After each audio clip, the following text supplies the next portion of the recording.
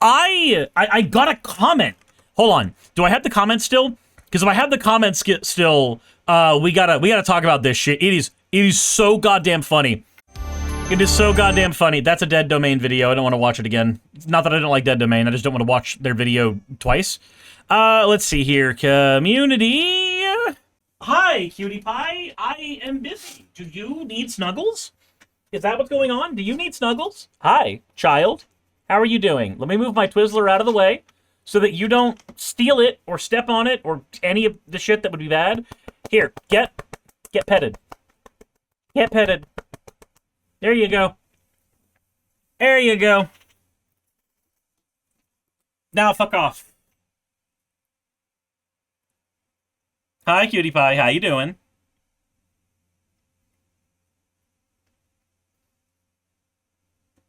God, she's so cross-eyed. She looks like such an idiot. I mean, she is one, but still. She has a stupid... And status responded. Where is it? Where is it? Where is it? Okay, here we go. Here we go. Okay, I gotta talk about this. I gotta talk about this. This is way too fucking funny for me. So, I made my video playing Slay the Spire, telling people that freaking out about Anita Sarkeesian in 2026 is cringe as shit. Because it is. Right? Like, the worst thing she did at all of her entire fucking time on the internet was being wrong about women in video games, kind of, but also being right, kind of. Like that. There's her big sin. That's what it was. Let's just get that out of the fucking way. Like all of the dumbass Gamergaters, every one of them, it was Anita Sarkeesian or Zoe Quinn. Their problem was either girl might have slept with one video game journalist for a review score, something that they were never able to fucking prove, or it's Anita Sarkeesian is wrong about women in video games. That's something you do a discussion over, not have an entire fucking movement for.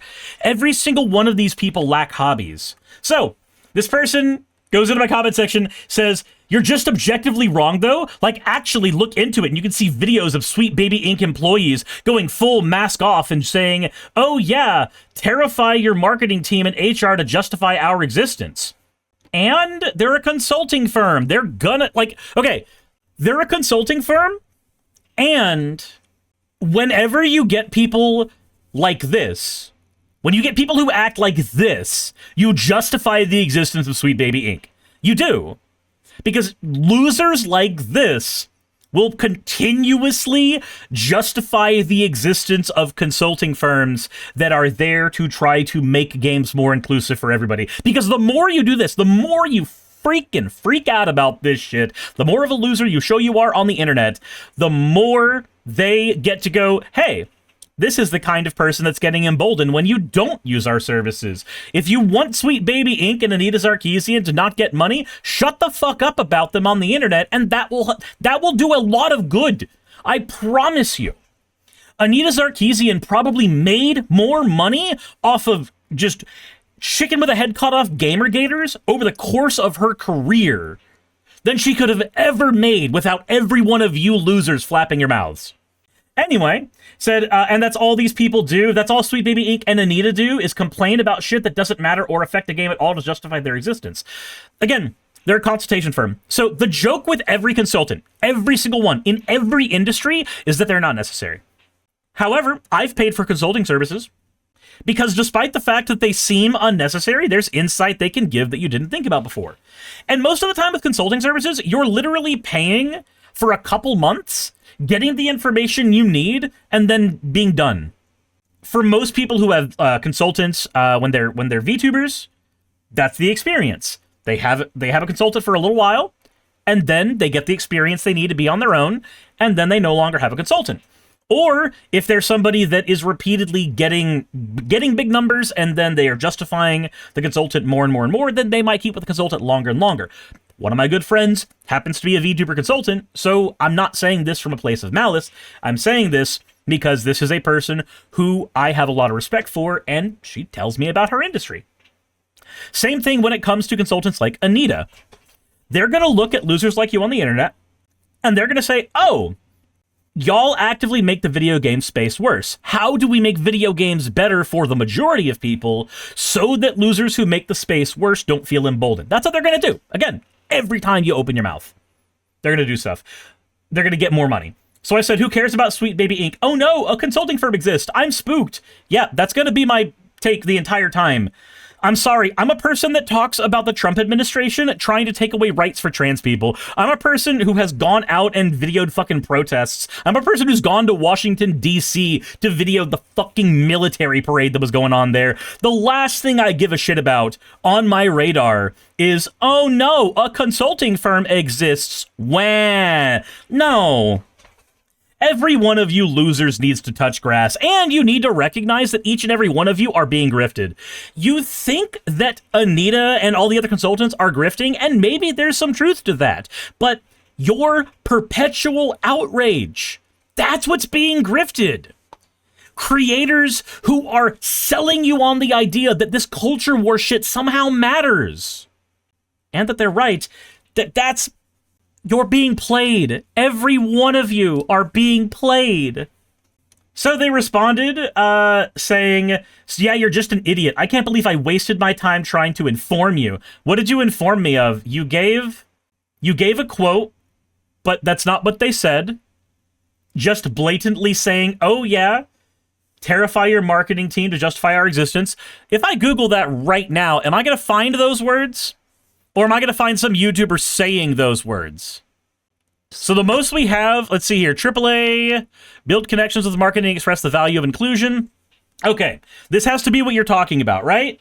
Let's go ahead and see what they said. Now, I will say, if they actually say it, then I'll give you a point for that. However, let's see if what they say lines up with what you think they're trying to argue. Put this stuff up to your higher-ups, and if they don't see the value in what you're asking for when you ask for consultants, when you ask for research, go have a coffee with your marketing team and just terrify them with the possibility of what's going to happen if they don't give you what you want. Because they have to consider, like, I say that a lot as a joke, but it's actually very, very true, because if you start to consider the people who are player and audience facing and who have to deal with mitigating harm and with keeping the sentiment around their game and their project positive, there's like a genuine value that you can impress upon them with both ethically and financially. You can say this is important. And it's also a valid discussion to have, because if you're working with a very thin narrative budget and you work in AAA, I think you'll be pleasantly surprised or dismayed by the amount of money that marketing can give you. Okay. Holy shit. That honestly speaks for itself. She's a terrorist. Go have... What? Okay, that's the kind of shit that I expect to find. Who the fuck is Comics Mate? Okay, no. We don't need to give you more exposure at that level. Okay, so let's go ahead and talk about what's being said there. Technically, the words she said kind of sound like the words you said here. Oh yeah, terrify your marketing team and AR to justify our existence. But that's not really what she's arguing. You're putting the cart before the horse. You're arguing that nothing justifies the existence of a consultant, and therefore they are trying to artificially argue that their existence has merit. But it's the other way around.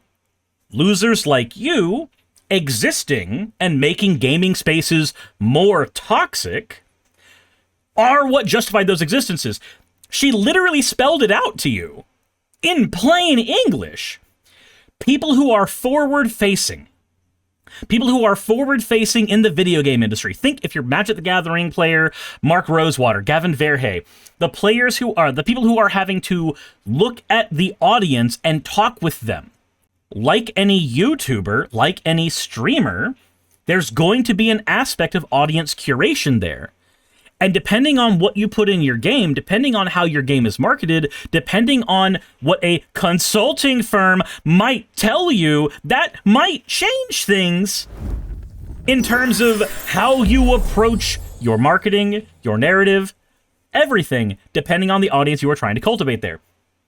Let's say that somebody in your team, right? Also, whoever just did I didn't see who did that one, who got the new player thing, but thank you very much. I appreciate it.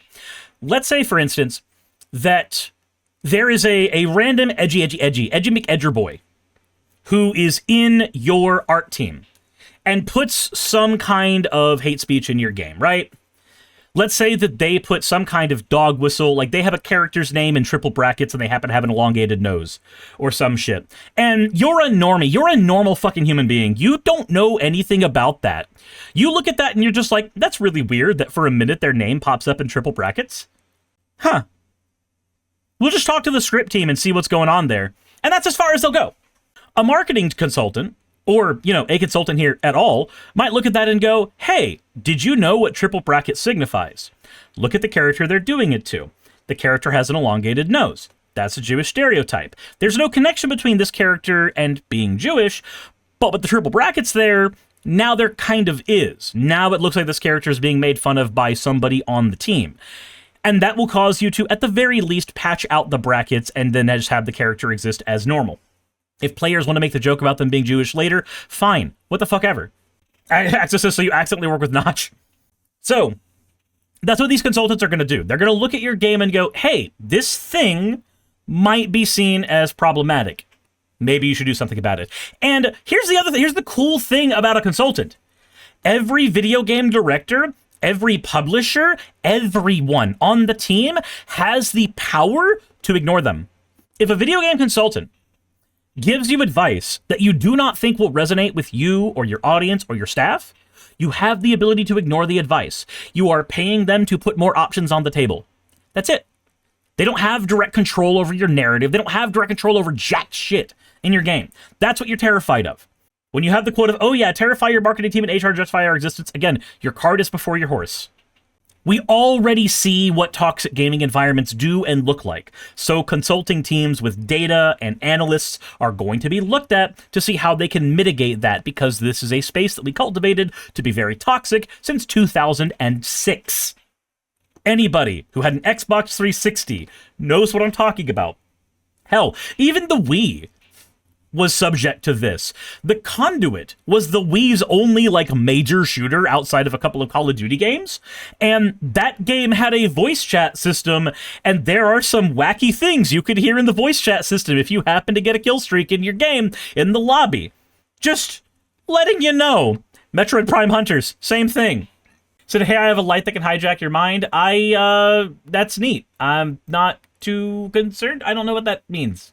Anyway, I responded, who cares about Sweet Baby Inc? They gave me the, you're just an idiot, I can't believe I wasted my time trying to inform you. Again, I looked at the clip that actually says exactly what you said it said, and you were right about the words only, and not a single iota more. Everything else didn't fucking matter. Fennec says, can you explain triple brackets for the Voken chat who are unfamiliar? Sure, triple brackets is a dog whistle that has been used on the internet for years so that anti-Semitic people can identify people who they believe are Jewish or Jewish conspirators in order to point out, without saying, I don't like this person because they're a Jew, they can just put their name in brackets, and then everybody who's watching the conversation, it just looks like they're putting emphasis on a word. So yeah, there you go. Dorito just gave you an exact example of how it would be like. They run the world in triple brackets. They, in triple brackets, means Jews. We're not going to name Jews, but we're going to say they in triple brackets, and everybody who understands what that means knows we're talking about Jews. Cool.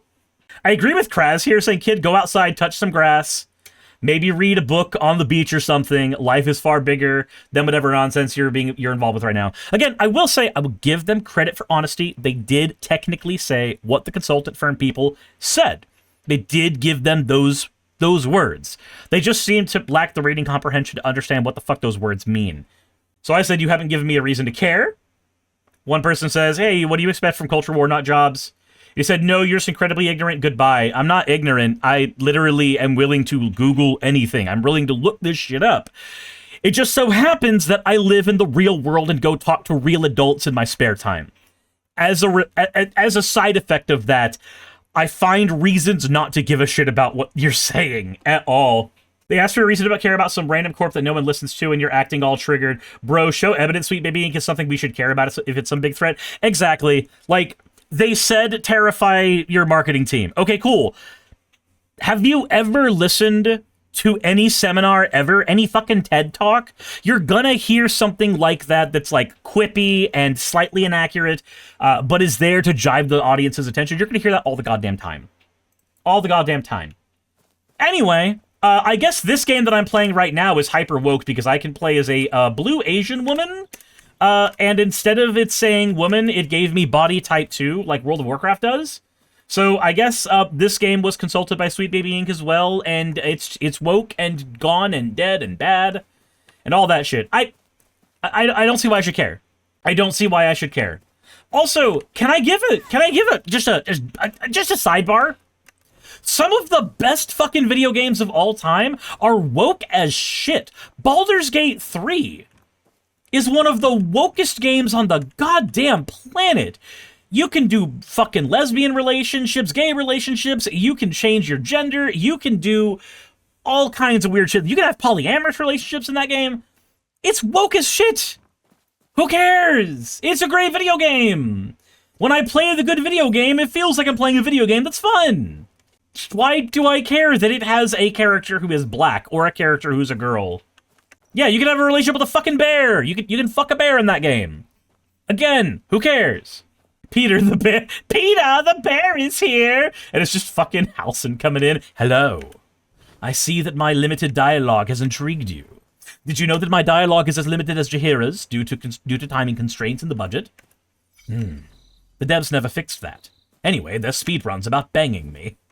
Nanagoblin says Splatoon's fan base is like the wokest thing on earth, and those are good games.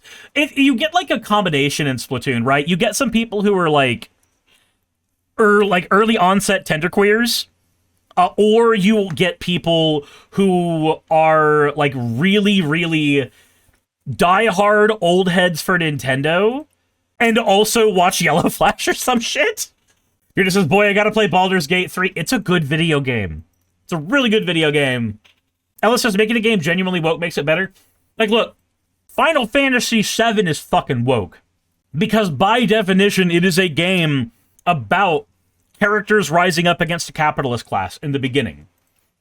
It turns into something more fantastical later on, but the bones of that story for the longest time is a group of fucking pissed off union guys going in and doing terrorism because big company bad. That's woke as shit! That's woke as shit, and that's fine! Y'all are just losers.